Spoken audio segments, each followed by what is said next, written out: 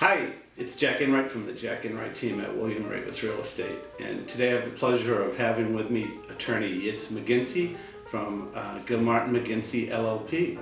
Hi Yitz, thanks for coming. Hi Jack, good to be here. Thanks for having me. So Yitz and I are both fanatics when it comes to the Patriots, and we're really glad the season is starting and it's off to a really good start.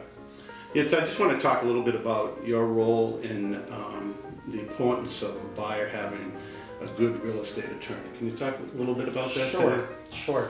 Actually, as a matter of fact, I sometimes will get a phone call from a new client who's buying a piece of property and asking me, is there a law that requires them to have an attorney? Right. And candidly, I tell them absolutely not. But chances are, if you don't hire a lawyer, you'll be the only party in the transaction without an attorney to protect you. Right. Your seller will have undoubtedly an attorney, and by law, the lender, the mortgage company, bank, has to hire an attorney as well. Right.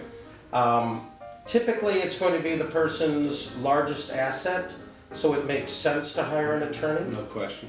Make sure that they are protected. At the very least, think of an attorney as an insurance policy. Well, you mentioned their biggest asset, and that could be somebody starting out with a $300,000 condo or a $3 million home. Does not matter. Right. And the importance of an attorney is to make sure you get what you thought you were getting. Right.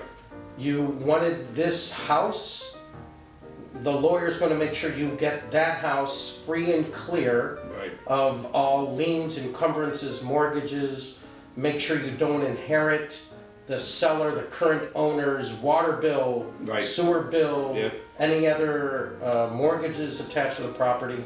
If it's a condominium, you want the lawyer to make sure, again, you get what you thought you were getting. This condo unit and this particular parking space, not a parking space. Yeah, I had a problem with a situation in Brooklyn this year where the second spot was not legally theirs, and there was a lot of good attorney work that had to be done to correct the thing. Sure, so. A good attorney will flush that out, so that you at least can make an intelligent decision. Do I want to go forward with a deal or not? Yep.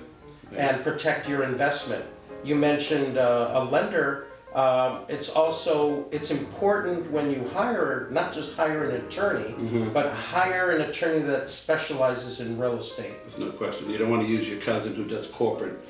Correct. Because they won't know where to start with a purchase and sale agreement, never mind when a problem arises. That's exactly right. If you need your shoes repaired, you don't go to a tailor. Right. Same kind of a thing. Absolutely. And it's to also make sure that the mortgage comes through. Your attorney would help you monitor that process. Right. Because there's always a deadline associated with that. Yep. Make sure you get your commitment on time and protect your deposit.